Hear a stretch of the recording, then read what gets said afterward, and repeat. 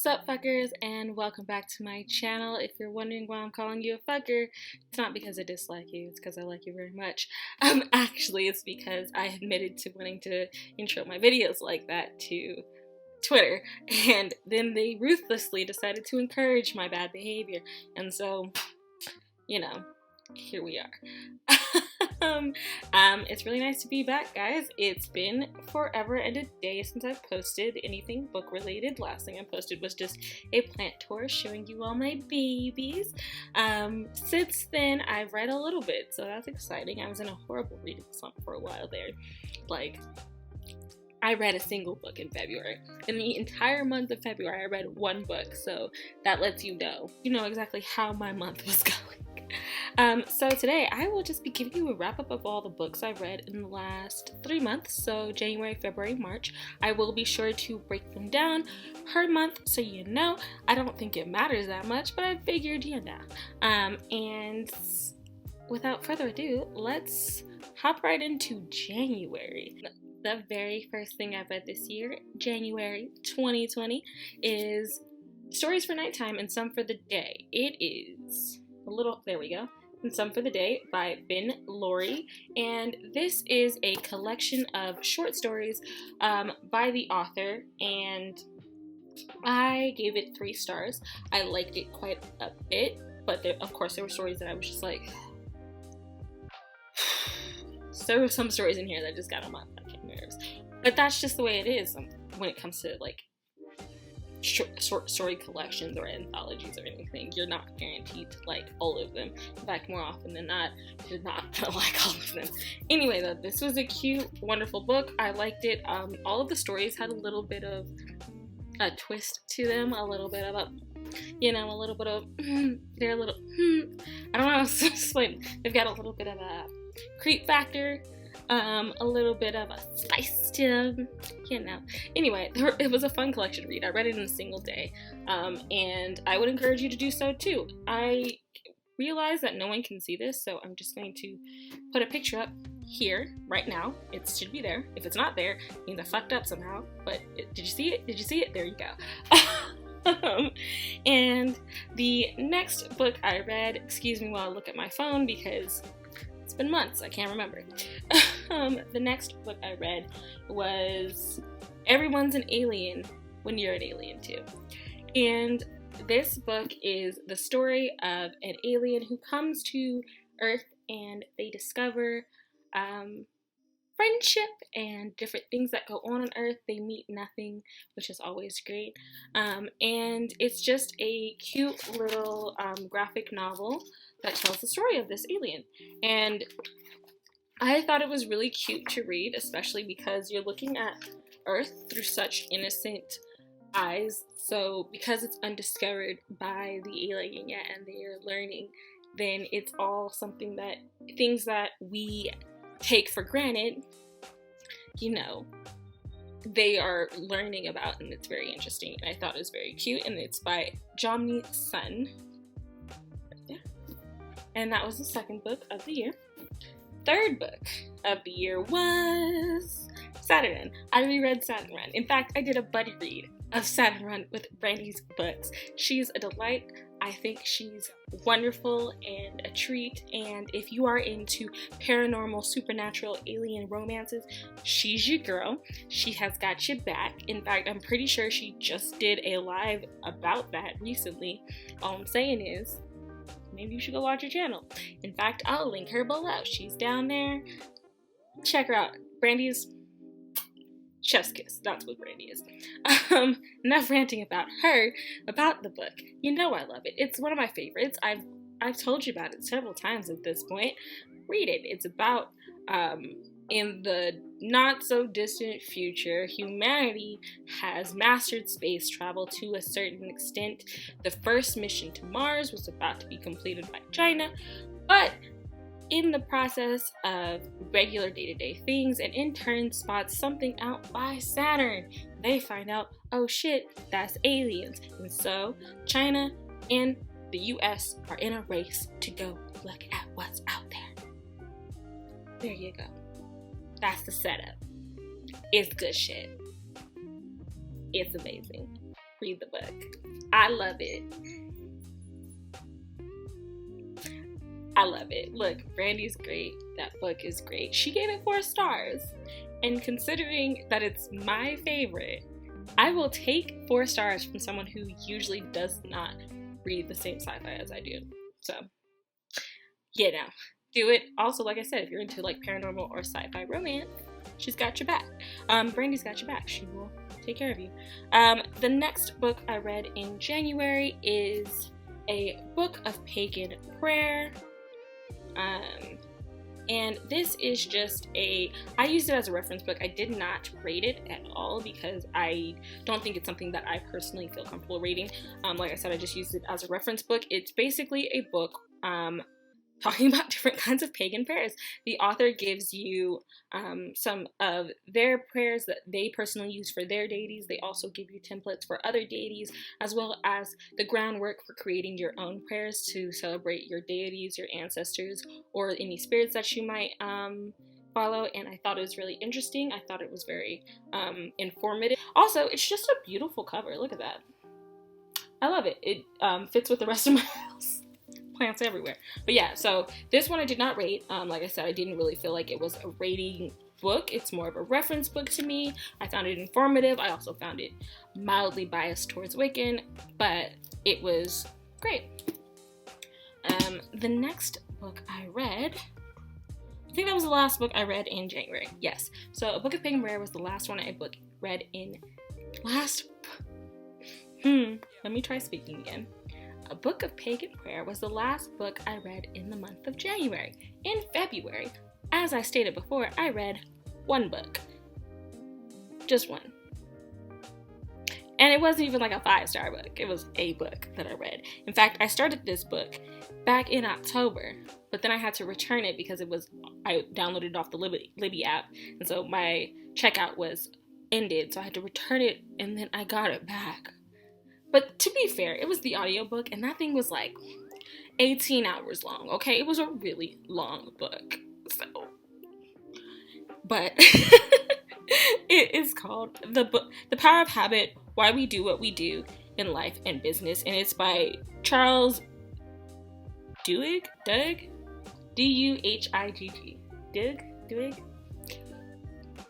Anyway, it was an interesting book. I gave it 3 stars. I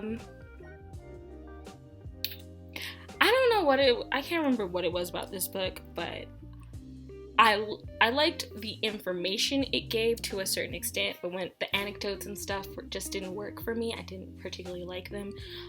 Also, the writing style was a little weird. They jumped around with different anecdotes a lot, and that would have been fine, but we kept referencing back to those different anecdotes. It was a lot. But it's a very interesting read. Anyway, it was pretty interesting. The next book I read, and that was the only book I read in February, by the way. That was it. There's no more. We're now on to March. The first book I read in March is Clayton Bird Goes Underground. This book I did not rate. It is for ages 8 through 12. Does that count as middle grade? I don't know. But it is a story of a young man whose grandfather he is very close to, and he passes. And so it's him dealing with his grief, finding out who he is, especially because his grandfather was in a jazz band.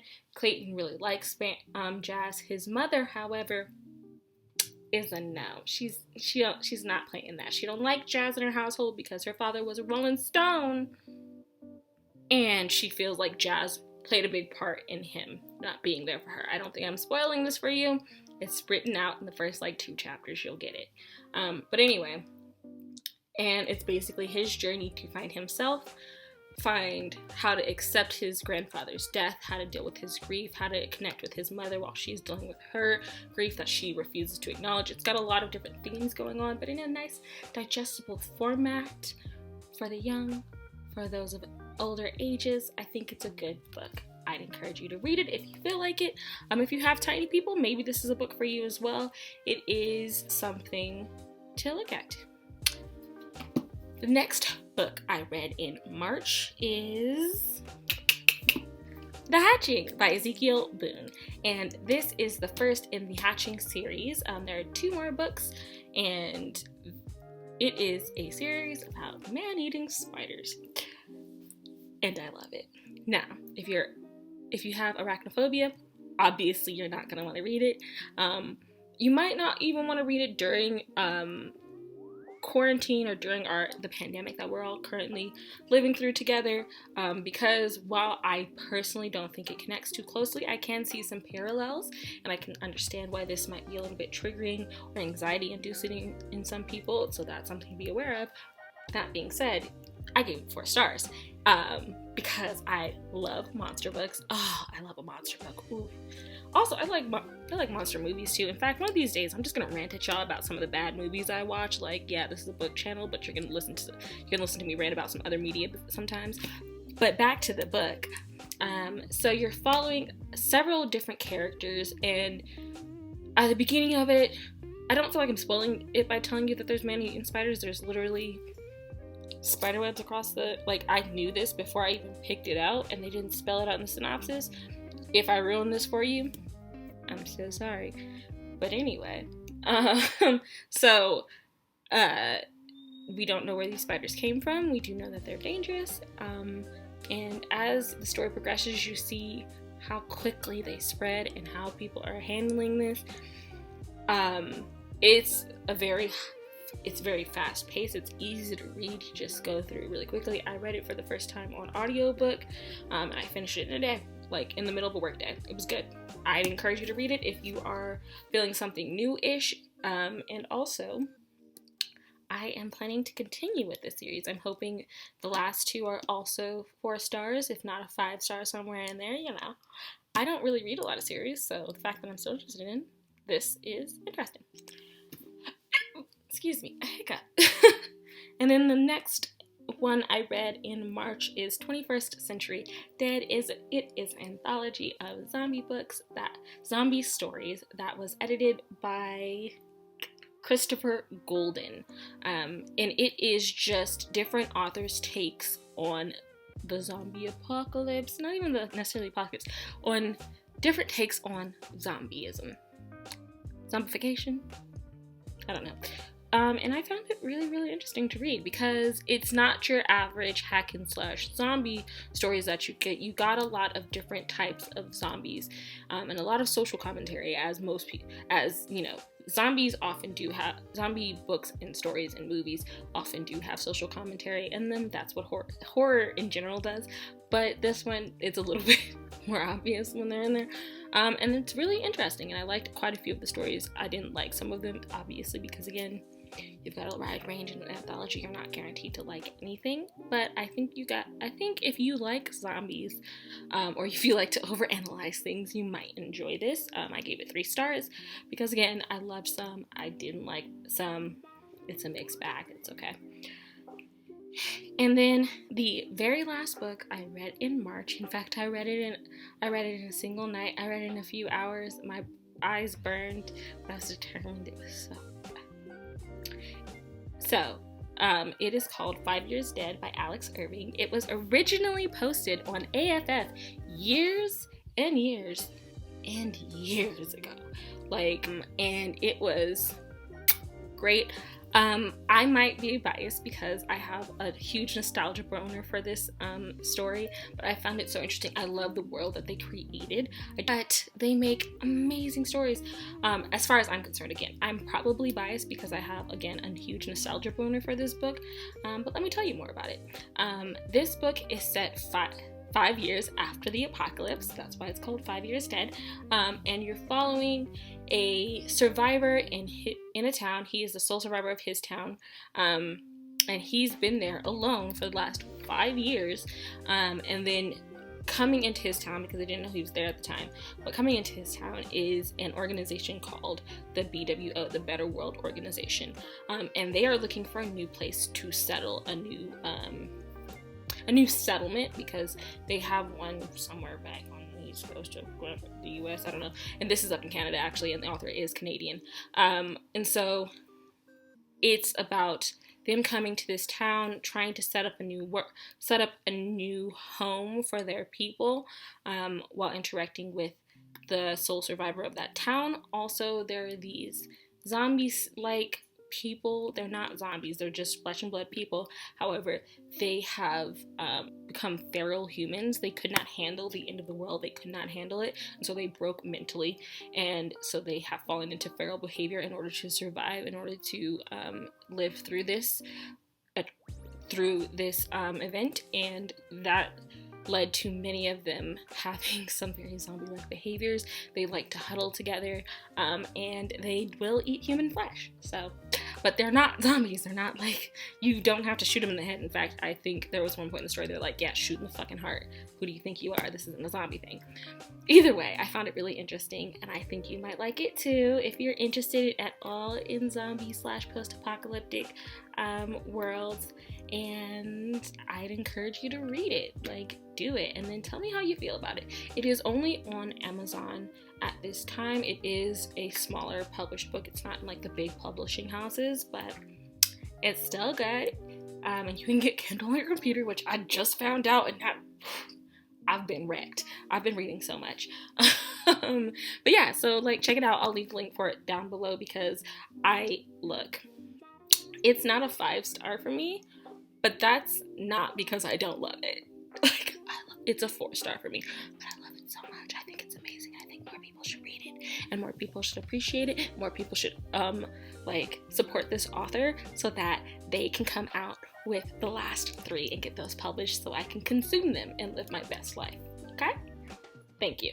Anyway, like I said, I'll keep that in the description below. Also below will be Bradys' information, her Twitter and her YouTube channel.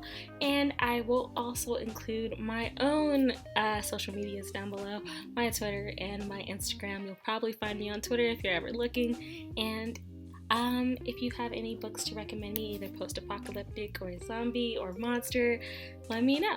Either way, I wish you guys a wonderful day, and I hope you stay safe and stay distanced during this time, and I'll see you in the next video.